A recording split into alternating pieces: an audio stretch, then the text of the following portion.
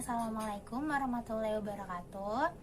Perkenalkan, nama saya Maulidah Putri Rahayu, perwakilan dari kelas 11 IS2 akan mempresentasikan lembar tugas pertemuan kelima, yaitu tentang mengamati kelompok yang ada di sekitar tempat tinggal. Kelompok yang saya pilih adalah kelompok pengamen karena kelompok itu berada di sekitar saya, jadi secara tidak sengaja kadang suka saya amati.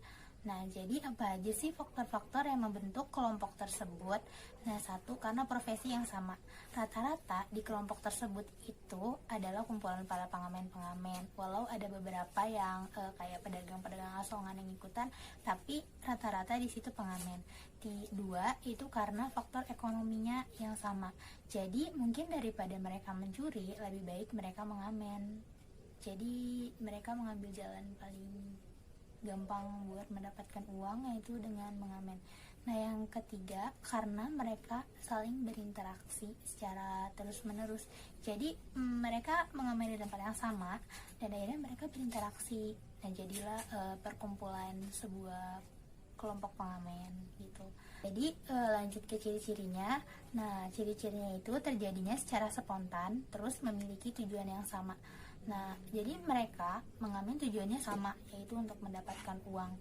Terus itu tidak terorganisir. Jadi di dalam kelompok itu tuh nggak ada kayak ketua pengamennya siapa, wakil pengamennya siapa, sekretaris pengamennya siapa, di situ nggak ada. Terus tidak ada aturan dan struktur sosial. Jadi di situ tuh nggak ada aturan yang formal kayak ngamen harus 5 menit. Nah, di situ tuh nggak ada aturan-aturan yang kayak gitu. Terus bersifat non formal. Jadi ngomongnya kayak sehari-hari aja, nggak ada kayak harus laporan atau pakai bahasa yang baku. Di situ tuh nggak ada. Terus tidak ada kesadaran berkelompok karena tadi terjadi secara spontan. Jadi mereka tuh nggak nyadar kalau misalkan mereka itu membentuk sebuah kelompok gitu. Nah, masuk ke klasifikasi pengkelompokan sosial. Nah, yang pertama itu ada cara terbentuknya. Kelompok ini itu masuk ke kelompok semu karena kayak ciri-ciri tadi, dia itu terjadi secara spontan dan tidak memiliki kesadaran kelompok dan terjadi interaksi, tapi interaksinya tidak secara terus-menerus. Soalnya namanya juga pengamen, jadi mereka enggak setiap hari ketemu, terus pasti mereka bakal ngamen di tempat yang berbeda-beda, tapi bakal balik lagi ke tempat yang sama gitu. Nah, kalau berdasarkan solidaritas antar anggota kelompok solidaritas mekanik, karena itu kayak tadi kan mereka profesinya sama, terus mereka kayak merasa oh lu juga itu sama kayak gua, jadi ya itu ada rasa kekerabatannya. Nah, jadi nggak ada tuh pembagian kerja yang kayak contoh gua ngegitar terus lu yang ngambilin gitu. Di sana itu bebas, mau oh lu ngegitar apa gua nih yang iniin gitu, atau mereka masing-masing jadi suka-suka mereka. Jadi di situ terkumpul karena ada rasa kekerabatan, tapi tidak ada pembagian kerja. Nah, terus berdasarkan erat longgarnya ikatan, itu mereka termasuk ke paguyuban di jenis of mind. Kayak tadi kan ciri-ciri yang diamati itu mereka keadaan ekonominya sama, jadi pemikiran mereka sama. Gimana caranya gue dapat uang tapi pendidikan sekolah gue itu nggak bagus gitu, daripada gue mencuri lebih baik gue ngamen aja gitu.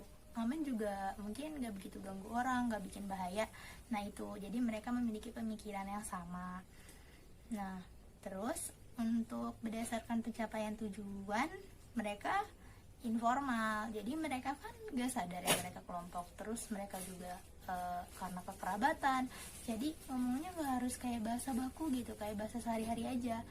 Alasannya itu karena itu mereka ketemu terus menerus, terus sering berinteraksi, jadi kayak ada rasa apa ya, mereka deket gitu. Jadi kayak kita sama teman kita kan gak mungkin pakai bahasa baku kan, sama keluarga deh yang usah jauh-jauh, itu kan pasti pakai bahasanya informal kan. Nah, sama kayak mereka, karena mereka sering bertemu terus menerus, jadi mereka itu pakai bahasa yang informal. Terus berdasarkan keanggotaan kelompok, menurut Robert Camerton kan ada dua, ada membership group, ada reference group. Nah, jadi dia itu termasuk ke membership group.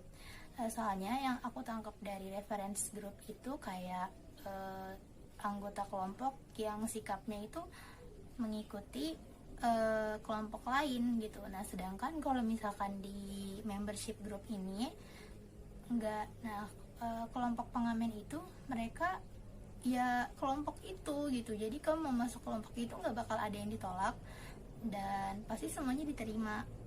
Jadi terbuka gitu. Nah, jadi semuanya itu adalah anggota kelompok, semuanya itu member gitu. Mereka nggak ngikutin kayak sikap-sikap kelompok luar gitu. Jadi mereka anggota kelompok gitu. Nah, yang keenam itu ada berdasarkan kualitas hubungan antar anggota. Nah, untuk ini kelompok pengamen itu hubungan anggotanya itu primer, karena ya tadi mereka kan bertemu secara terus menerus dan pasti mereka saling kenal dong. Nah, akhirnya mereka itu sering berkumpul, sering ngobrol, dan akhirnya mereka berbicara secara informal, bukan formal. Nah, kalau misalkan sekunder itu kan formal kan. Nah, sedangkan primer ini informal. Jadi kelompok pengamen ini masuk ke dalam kelompok informal. Lanjut ke berdasarkan sudut pandang individu. Nah, kalau misalkan ini kelompok pengamen ini masuk ke in-group, itu kelompok sendiri. Karena dalam kelompok ini itu terdapat solidaritas yang tinggi di antara mereka karena mereka merasa sama. Nah, profesi mereka juga sama. Nah, jadi mereka juga terbuka, nggak kayak wah lu dokter nih, lu guru nih. Jadi mereka ya udah dari kita untuk kita. Jadi kesimpulannya, kelompok pengamen itu kalau berdasarkan cara terbentuknya termasuk ke kelompok semu, dan berdasarkan solidaritasnya termasuk solidaritas mekanik. Sedangkan berdasarkan erat longgarnya ikatan antara anggota, yaitu masuk ke kelompok paguyuban di jenis of mind karena pikiran mereka sama. Nah, yang keempat, berdasarkan pencapaian tujuan itu secara informal, dan berdasarkan keanggotaan kelompok termasuk ke membership group. Dan berdasarkan kualitas hubungan itu masuk ke dalam kelompok primer, dan berdasarkan sudut pandang individu masuk ke kelompok in-group. Nah, sekian penjelasan dari saya. Maaf kalau misalkan ada kesalahan karena namanya juga baru belajar. Bila topik walidaya, wassalamualaikum warahmatullahi wabarakatuh.